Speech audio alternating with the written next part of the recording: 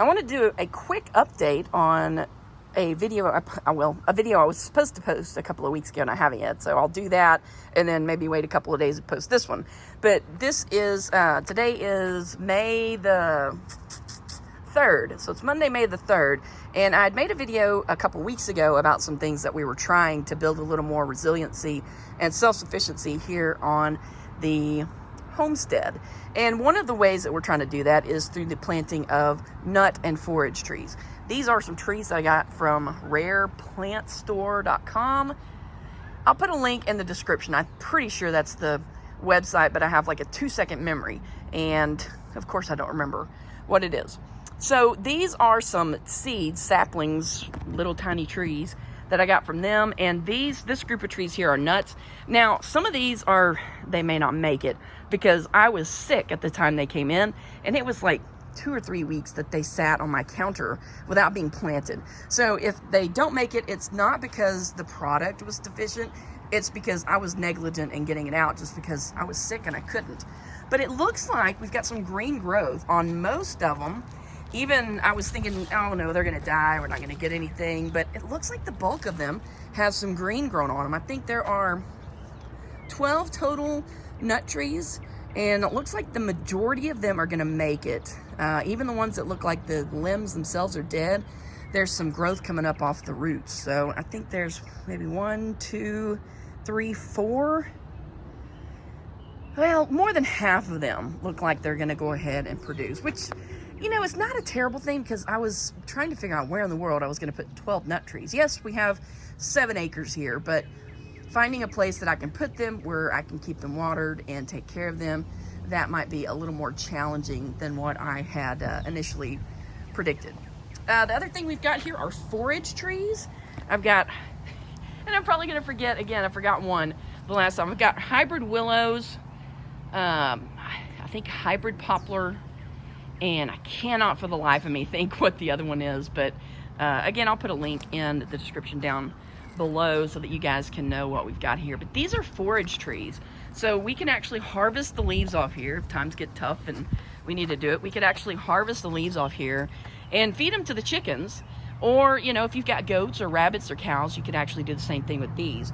And they're supposed to be pretty fast growing. I've got them in pots because our summers here in East Texas get brutal. We can easily hit triple digits for days on end. So I wanted to wait, keep these in pots so that I can keep them watered. And then this fall, when the weather is a little more temperate, I'll go ahead and find a place that I want to put them. And that's the other complication, is I have no idea where I'm going to put them at this point. I want to put them in the chicken coop, the chicken yard, which is right there. But you see that big giant pine tree right there? We need to take that out because a limb actually dropped off of it during the snowpocalypse and we've kind of repaired it at this point, but it knocked the power out. I don't know if you can see the power cord that's running kind of like right there. Knocked the power out and then also landed on top of the little white coop there and kind of dinged up the roof on it. We've patched it as best we can. We only use it for broody hens, so it's not like we have a huge need for it, but I'd like to get that tree out of there. But for right now, it gives the chickens cover because we have been getting pressure from hawks. So I don't want to take that tree out just yet. But I think when I do, and then see, we've got some sassafras at the bottom there. I think once that sassafras gets built back up again and we got some good cover in there for the chickens to get under, in addition to the house, then I may go ahead and look at getting that tree removed. But man, it's probably going to be $1,000, maybe more, to get it taken out. And I don't know if that's something that my husband will be able to do, or if we're going to have to actually pay somebody to take it out of there, because it's a booger of a tree. I don't know if you can see how big it is. It's pretty large.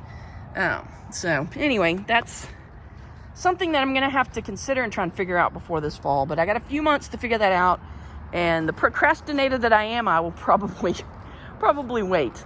The other thing I wanted to show you right quick, which is not related to the video that I did a few weeks ago, is we lost some oleanders during the freeze, and they've been in kind of poor health for a while. So, you know, we kind of expected it, and we talked about pulling them up, but you just hate to pull up plants that aren't completely dead. So the freeze pretty well did them in. Now, after we bought these, of course, we went out there and looked at the oleanders, and there were some sprouts coming up from the bottom, but the deed was done, and I didn't want to take these back. So what I wanted to do, instead of just replacing it with a hedge, and oleanders, if you're not familiar, oleanders are actually poisonous.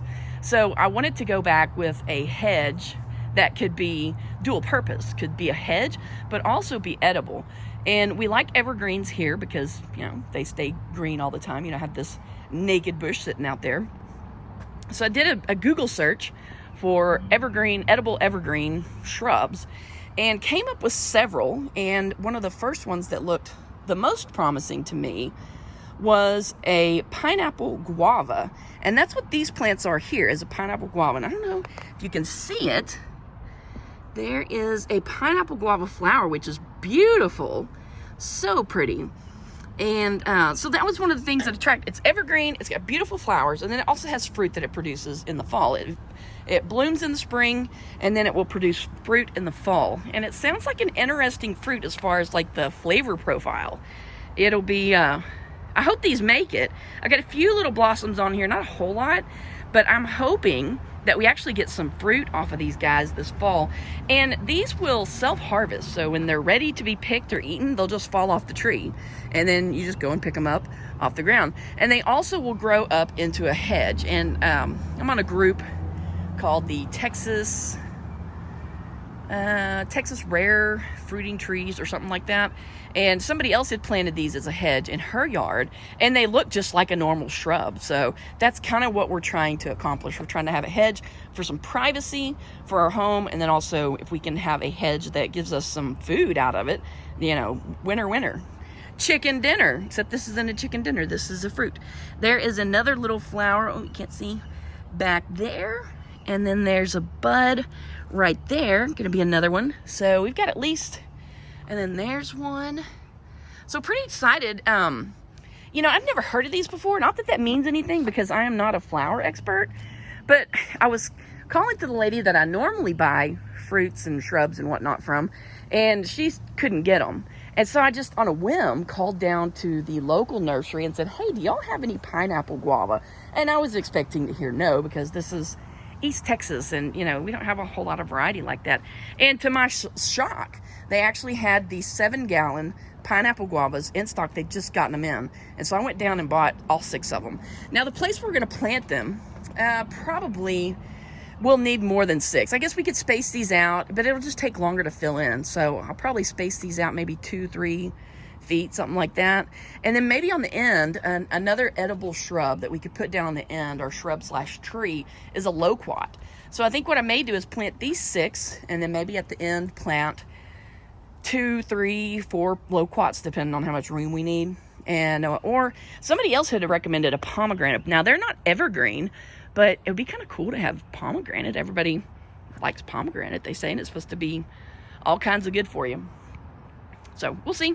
Let me walk over here and show you something else that we are doing. Again, we're just trying to build in a little more resilience and self-sufficiency here at the house. And with the looming grain shortage that Jack Spirko talked about on my podcast, we are just trying to figure out ways that we can feed our flock without having to stockpile a bunch of food, which we're trying to do. But the problem with stockpiling food is that once it is milled, it doesn't stay good very long. So my solution to that is, these are my old garden beds. I stacked them on top of each other, and then I put this chain link panel on the top to keep the chickens out of it. And so I planted Egyptian wheat, or shallot, and millet in this box. And what I'm hoping happens is that it grows up through this chain link fence, and then the chickens can feed on it, and then whatever they don't eat will go back down and reseed itself. So it's kind of a, and then the other thing is this stuff gets pretty tall, so it can also be a cover for the chickens from aerial predators. So I am hoping that, this will be dual purpose, and then it's self-sustainable. The chickens will get up there and poop in it, fertilize it, and then it'll reseed itself, and I don't have to reseed it every year. Well, cross our fingers on that. I've never done this before. Don't know how it's going to work, but we'll see. And I already had the seed, so it's not like I had to go out and buy it. This is stuff I already had on hand, because if you're not familiar with me, if you don't know me very well, I'm kind of a seedaholic. I have a problem, and it is, I guess it's a good thing and a bad thing. So anyway, in this instance, I guess it's a good thing because we've got seed on hand and I don't have to buy it. And there's my pupper, Eli, over there. It's time for him to do his evening do. One last thing I'm going to show you over here right quick is, and I got this idea from Self-Sustainable Me. If you don't follow his YouTube channel, you check it out. And he's Australian, so he's got a cool accent to boot. He doesn't sound like a dum-dum like me. Anyway, so what we got, this is some more of my old garden beds. These are our chicks. For those of you who have watched the channel and you've seen me post some live videos of our chicks, these are our chicks. And unfortunately, a lot of them are roosters. Look at that. We got 1, 2, 3, 4, 5 roosters, because I think that one in the back with the reddish brown neck and the red comb, I think that's probably a rooster. These are Easter egger and Marron mixes, possibly Easter egger, full-bred Easter eggers, and possibly some Marron full-bred, because I've got a Marron Easter egger, or a Marron rooster and an Easter egger rooster, and all the eggs I put under here were either green or dark brown. So anyway, I digress. Oh, and we just set 3 more broody hens. I'm hatching some eggs for a friend of mine under one of my broody hens, and then I've got some green eggs that's under another, and then my friend who I'm hatching for gave me a dozen eggs, so I've got them set underneath my my other chicken. So this is an idea that I got from, I think his name is Mark, over at Self-Sustainable Me. This is, yeah, I love how they fight for dominance there. It's really pretty funny to watch them kind of bow up to each other. Anyway, so it's an idea I got from Self-Sustainable Me, and what this is a compost bin, but it is here in the chicken pen so that they can actually compost it for me. So our other bin, our other compost up at the front of the house is pretty full, so I've been trying to bring stuff down here. So it provides food for the chickens, and then they get in there and they scratch it around and mix it all up and compost it quicker than if I put it in a compost pile. So they're actually turning it and mixing it for me. So we should get compost a little bit quicker in this pen. So that is another little project. Again, you know, if we can, the more compost we can create ourselves, the less we have to go to the store and buy. And it just builds, again, more resilience and self-sufficiency into our lives. And that is our goal for this year, or my goal for us this year, is to have a little more self-sufficiency and self-resilience here on the farm, that I don't have to go out and buy, but I can just walk to my backyard and get it. That is the update for now. I'll probably check back in maybe in another couple weeks and show you where we're going as far as our chicken compost, and also our little experiment with the Egyptian wheat, chalou, and millet. And hopefully I'll be able to report that the chickens are very happy and able to eat some. Well, this stuff takes a long time to go. It'll be sometime this summer, but we have a long growing season, so that's not a problem. It'll be sometime late this summer, maybe early fall, before any of this stuff comes to fruition. But we'll keep you posted on how things go. Pretty excited about that, and our new shrubs that are going to go in here in the next, I don't know, week or so. We've had so much rain, and we got to kind of prepare the spot where we're going to put them. It's a little soggy there, and these guys don't like soggy. So we're going to have to raise it up a little just to get it to drain a little better, and they don't have to stand there with a bunch of wet feet. So that's where we are. We'll post an update later on, guys. Thanks for watching.